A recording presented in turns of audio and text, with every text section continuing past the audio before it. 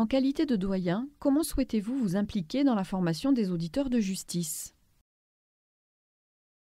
Cette nomination comme doyen des enseignements, à mon avis, a moins pour objet d'apporter un message aux auditeurs ou aux formateurs qu'une disponibilité. Disponibilité, être à l'écoute, essayer de comprendre les attentes et dans la mesure du possible d'y répondre et d'assurer une forme d'interface entre l'institution judiciaire, aussi entre l'expérience que j'en ai et sur laquelle on va revenir tout à l'heure, je sais, et puis la réalité de l'école. Et puis aussi apporter un témoignage. Dire à l'école à quel point elle est importante pour les magistrats français qui y sont tous passés, et dans le même temps, dire à l'extérieur à quel point cette école, qui parfois est contestée, et à mon avis de façon injuste, à quel point cette école forme bien la magistrature de demain. Vous avez été juge d'instruction, procureur, sous-directeur des affaires criminelles, conseiller technique à l'Élysée, procureur général. Vous êtes aujourd'hui premier avocat général près la Cour de cassation. Que souhaitez-vous transmettre de vos expériences aux auditeurs de justice et aux magistrats en fonction? Alors, c'est vrai que j'ai connu une grande diversité de fonctions et que ce métier est l'occasion en réalité d'en exercer plusieurs, et des métiers divers et avec une grande richesse d'expérience. J'ai passé le concours de la magistrature, j'avais 23 ans, il y a 43 ans maintenant. Et on décide à cet âge-là, en réalité, du destin d'une vie professionnelle et un peu d'une vie tout court aussi. Je ne l'ai jamais regretté. Et c'est d'abord ce message-là que je veux apporter. C'est aussi de dire que pendant toute cette longue période, trop longue période maintenant, j'ai vu énormément d'évolutions sur le contexte dans lequel se rend la justice, énormément d'évolutions dans la manière de rendre la justice elle-même. Et que pour autant, malgré toutes ces évolutions, je crois que l'essentiel n'a pas changé. L'essentiel, c'est la volonté de servir, et l'essentiel, c'est la volonté d'être juste. Et je crois que ces deux qualités essentielles, qui sont celles des magistrats, étaient celles des magistrats d'il y a 40 ans, en tout cas ceux à quoi ils devaient aspirer, et sont encore celles auxquelles ils doivent aspirer aujourd'hui. Vous intervenez régulièrement dans les formations de l'ENM. Que vous apporte le contact avec les élèves magistrats et les magistrats en exercice? Deux choses, je crois. D'abord, la volonté de transmettre et ensuite la volonté d'apprendre. La volonté de transmettre parce que c'est vrai qu'on a des expériences, c'est vrai qu'on a un savoir, qu'on l'acquiert, qu'on l'accumule au fil des années et qu'il est bien de le restituer, c'est logique et c'est le jeu normal des choses.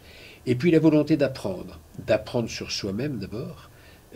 Quand on prépare une intervention à l'ENM, il faut se pencher sur sa pratique, il faut essayer de la théoriser, il faut essayer de la systématiser, il faut essayer d'y donner une forme de cohérence. C'est apprendre sur soi-même. Et puis apprendre des autres. Apprendre bien sûr de tous ceux qui viennent et qui portent un regard différent sur ce que vous faites, qui vous interrogent sur vos pratiques, qui quelquefois vous poussent à les remettre en cause. Donc c'est à la fois cette volonté de transmettre et cette volonté d'apprendre. À quelles évolutions et défis la justice pénale est-elle confrontée actuellement? Et comment aider les auditeurs de justice et les magistrats à s'y préparer? Alors, il y a bien sûr les grands défis auxquels on pense tous, le terrorisme, le crime organisé, les discriminations, toutes les infractions qui font l'actualité, qui font la une des journaux et qui sont la préoccupation majeure de nos concitoyens. Et puis, vous avez à côté de ça des défis de fond, des défis transversaux, j'allais dire. Le premier, c'est peut-être les attentes de la société vis-à-vis de sa justice.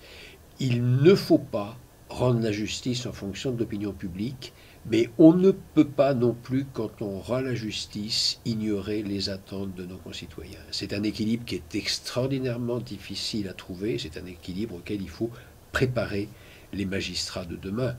De la même manière, on voit bien que le magistrat ne peut plus aujourd'hui, et notamment le magistrat du parquet, attendre derrière son bureau qu'on lui apporte des plaintes, qu'on lui apporte des procès-verbaux de police. Il doit prendre l'initiative, il doit aller dans la société pour rechercher, dans certains domaines qui sont des domaines prioritaires, les infractions. Cette mission proactive du magistrat a pris des proportions tout à fait considérables. Et puis bien sûr, il y a la scène internationale. Quand je suis devenu magistrat, la conception qu'on avait de la justice était encore assez franco-française. Elle est européenne. Maintenant, la dimension européenne est au cœur de tout ce que nous faisons et elle est à certains égards très internationale. Voilà, je pense, les grandes évolutions qui m'apparaissent marquer la justice pénale, mais la justice dans son ensemble aujourd'hui. Entre approche globale et sens des actes isolés, la prise de décision en matière pénale peut être difficile. Décider s'apprend-il ? Oui, décider s'apprend, et je pense qu'il faut que décider s'apprenne. Il n'y a rien de pire que de s'imaginer, quand on arrive dans ce métier, qui est un métier difficile et à certains égards dangereux, et pas seulement pour soi, de croire qu'on est apte à la décision. La décision, ça se construit. Le magistrat, il motive sa décision. Il n'a pas un pouvoir discrétionnaire. Un magistrat, il faut qu'il prenne les éléments du débat, il faut qu'il écoute, il faut qu'il réfléchisse, il faut qu'il construise son raisonnement et il faut qu'il explique pourquoi il est arrivé à sa décision. Le magistrat, il décide en situation.